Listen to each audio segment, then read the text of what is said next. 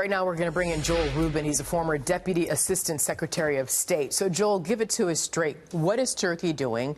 What is Russia doing?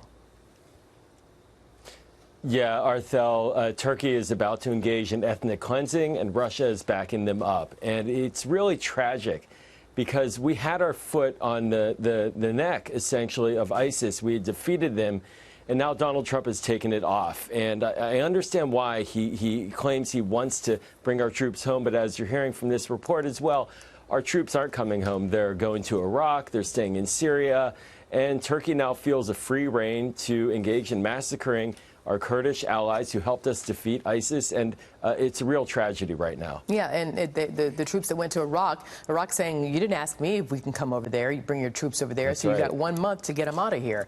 So it's a big mess. Meanwhile, I want to show you a tweet from Brett McGurk. He is the former special presidential envoy to the Middle East, as you know, to defeat ISIS. He worked under Presidents Bush, Obama, and Trump. Here is his tweet. Syria, last 24 hours. U.S. military returns in force from Iraq to guard oil fields. Thousands of refugees stream in other direction into northern Iraq. Erdogan threatens again to do the cleansing work in Kurdish areas. U.S. forces left to Russia and Assad. Incoherent. So, Joel, has President Trump relinquished all U.S. power to combat or offset the rapid damage being done by Erdogan and Putin? He has. I have to say it straight like you asked. He absolutely has. And he compounded it not just by giving the green light to Erdogan to invade northern Syria and have our troops who were acting as a buffer. They were peacekeepers. They were not engaged in active combat. When he removed them, he gave the green light to Turkey. But even this week, he falsely claimed that the ceasefire was holding and that he would therefore relax and take away American sanctions on Turkey, thereby essentially telling Erdogan, you're free to go and free to do what you want. And now Erdogan made a deal with Russia. Russia is the big power. And at a strategic level, that means that now we'd have to take on Russia to get back in. And that's not going to happen. So we really have very few levers right now to influence what's happening on the ground. Meanwhile, President Trump is saying that U.S. troops will go back in to protect the oil fields in eastern Syria. How many troops would really be needed for this? And will they try to re-enlist help from the SDF Kurds? This is highly debatable, and this is the danger with the way that the president enacted this policy. He did not plan it out. There was no interagency process with the DOD to go and secure oil fields. So now they're going in, but it's not even clear that that's a big priority, quite frankly.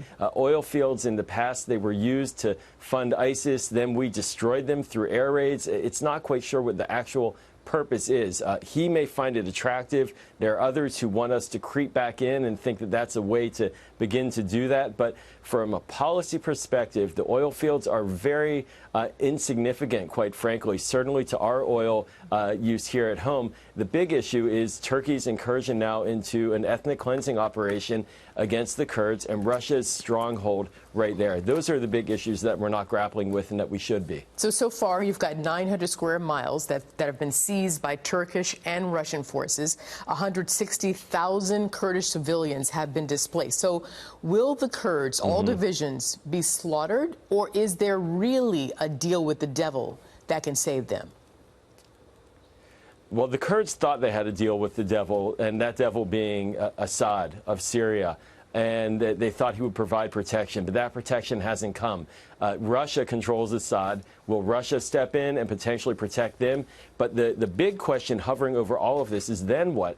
What about the 3.5 million Syrians sitting in southern Turkey? Will they be pushed into those cleared areas, creating a violation of the Geneva Conventions of a mass population transfer in the process? None of these are addressed. We need to have a robust, frankly, a robust international diplomatic discussion now with urgency to ensure that these issues get discussed and resolved. But that time was before we left. We still have to try to do it. But those are the issues right now that are very serious. And yes, I think an ethnic cleansing is very much in the offing, potentially from Turkey. Finally, Joel, what about ISIS? Will ISIS regroup again? Not necessarily as a caliphate, but enough to seriously threaten the U.S. and European allies? So think of it, if you're the Kurds who had been fighting ISIS and they lost 11,000 plus soldiers at our request when they combated ISIS fighters. They were the ones protecting and guarding against ISIS. Now they're defending for their lives. They're protecting their families. ISIS is the last thing on their mind. And we also have many problems with Turkey related to ISIS over the years, in that the Turks did not view ISIS as their threat. They viewed Kurdish militias as their threat. So the Turks are going to go after the Kurdish militias, and ISIS, they're not going to be guarded by the Kurds. So what happens then? We have ISIS free. And they're not just, quote, over there. Joel Rubin, we have to leave it there. Thank you very much for your analysis.